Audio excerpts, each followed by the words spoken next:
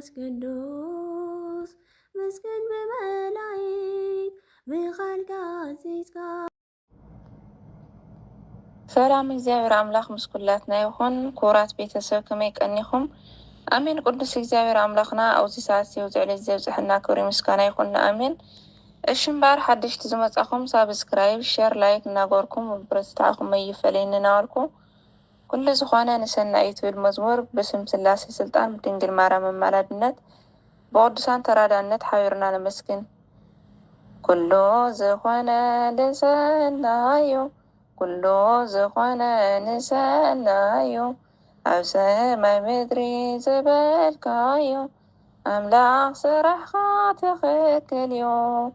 ኩሉ ዝኾነ ንሰናዩ ኩሉ ዝኾነ ንሰናዩ ኣብ ሰማይ ምድሪ ዝበልካዮ ኣምላኽ ስራሕኻ ትኽክል እዩ። ሓጎስ ምስ ሓዘን ብኽያት ስሓቕ ንጎ ምስ ምሸት ይፈራረቕ ፍቓድካ ይኹን ኢልና ኣለና ኣሜን በኣኻ ተሓጒስና። ኩሉ ዝኾነ ንሰናዩ ኩሉ ዝኾነ ንሰናዩ ኣብ ሰማይ ምድሪ ዝበልካዮ ኣምላኽ ስራሕኻ ትኽክል እዩ።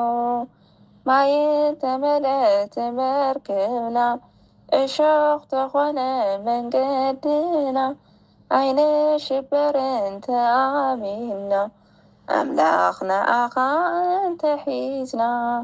ኩሉ ዝኾነ ንሰናዩ ኩሉ ዝኾነ ንሰናዩ ኣብ ሰማይ ምድሪ ዝበልካዮ ኣምላኽ ስራሕኻ ትኽክል እዩ።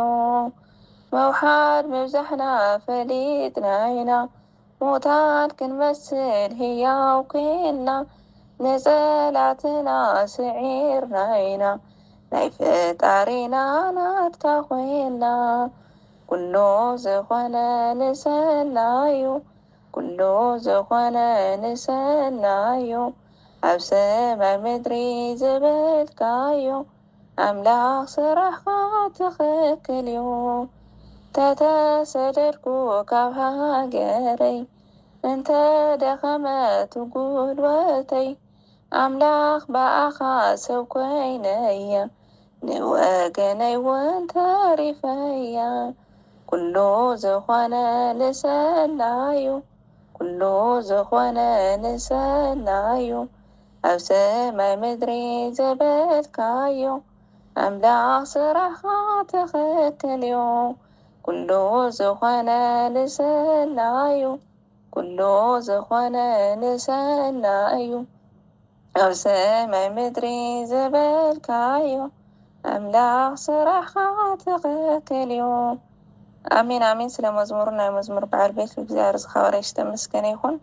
ዘንጠኹ ወይ ዝተጋገኹ ወይ ብኣፈት ውሃን መላእኽቲ ይተኣረመለይ ብኻሊእ ትሕዝቶ ክስካብ ንመፅእ ሰናይ ቅንያት ይገበረልኩም ይገበረልና። አሜን። ወስብሐት ለእግዚአብሔር ወለወላዲቱ ድንግል ወለመስቀሉ ክቡር ለዘላለም ዓለም አሜን። ቅዱስ ቅዱስ ምስግን በመላእክት ብኻልካ ዚዝካ ዘዝናኻ ሰማያት ክብሪ